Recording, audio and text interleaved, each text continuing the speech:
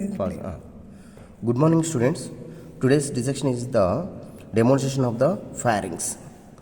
Pharynx, the length is the 12 to 14 centimeters. It is extending from, see, the posterior end of the lateral wall of the nose. Here it is end, the conchaeus and meatus. From here, where the base of the skull is there, from base of the skull to up to the esophagus. See here, this is the esophagus. So from the base of the skull to the esophagus, the length is the 12 to 14 centimeters pharynx.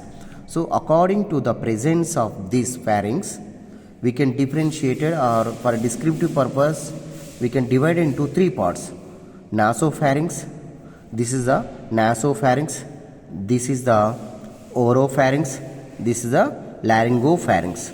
Because, why? Because the nasopharynx is present behind the nose, lateral wall of the nose. That's why we are calling nasopharynx. Next, this is the behind the oral cavity, behind the tongue, oropharynx is there. Because oro means oral cavity, that is present behind this oral cavity. That's why we are calling oropharynx. Next, behind this larynx, this is the larynx cartilages, larynx inlet. Behind this pharynx is there. That's why we are calling this is the laryngopharynx. See, where to where extends this nasopharynx? See, nasopharynx anteriorly from the posterior end of the lateral wall of the nose, that is the conchae. See, middle conchae and inferior conchae. From here to up to this, so behind this soft palate, up to the ula. This is the ula structure. So from this posterior end of this lateral wall of the nose to up to the ula, this part is known as the nasopharynx. So in the nasopharynx, auditory tube is open. See here, this is the auditory tube. In the nasopharynx, important in clinically, nasopharynx having the auditory tube and also called the estration tube.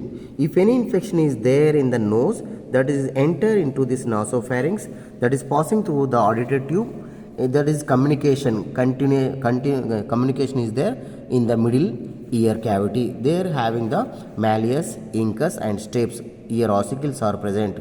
Sometimes the infection enter into this. It is also maintain the resonance of the voice. So that's why clinically most important.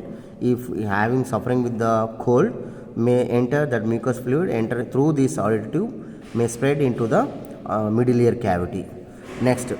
Next below this soft palate, ula is there. Up to here, this is called the nasopharynx. Next, this is this part from the ula to epiglottis. This is the part of this cartilage, that is the epiglottis, leaf-like structure, that is the cartilage, larynx cartilage.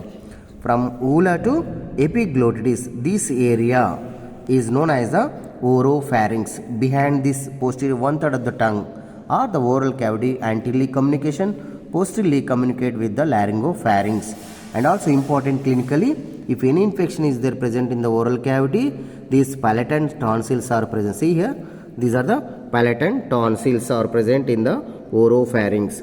So if any infection is there in the oral cavity, these palatine tonsils are enlarged. These enlargement, if it the more enlarged, these are way of this oropharynx, this is the oral cavity, the food is cannot passing through, enter into the esophagus, very difficult to swallowing. That's why, so the doctor they are saying, open the mouth, then they are identified the tonsils how they are enlarged. So these are tonsils are there, palatine tonsils are present on either side in the oropharynx region. And also here we can identify above this oropharynx region, pharyngeal lymph nodules are there in the oropharynx region, right and left to palatine tonsils, and below we can identify the lingual lymph nodes are there. So these are arranged like a circle. These are arranged like a circle. This is also called the Walde's ring. Next, below this epiglottis, this part from here to up to the esophagus, and behind this larynx cartilage or larynx, this is called the laryngopharynx. And then so here also clinically most important, just behind this we can identify the between the ariepiglottic fold. Here see, there is a sinus is there inside. This is called the piriformis fossa. This is called the piriformis fossa. This is a piriformis fossa. Exactly, it is posterior to this immediately. Sometimes the food material may enter inside of this, and also while eating the fish, the bones may obstruct inside of this piriformis fossa. And also olden days the smugglers are keeping the diamonds in this piriformis fossa. That's why we are calling the diamonds fossa or smugglers fossa. That is exactly present behind this the larynx. This is called the laryngopharynx.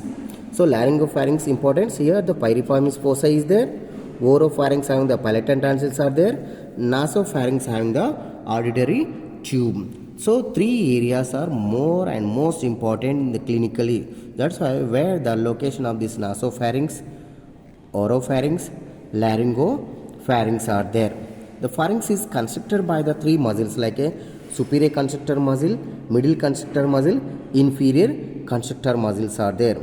So these muscles are supplied by the ninth cranial nerve, glossopharyngeal nerve. Pharynx is supplied by the glossopharyngeal nerve.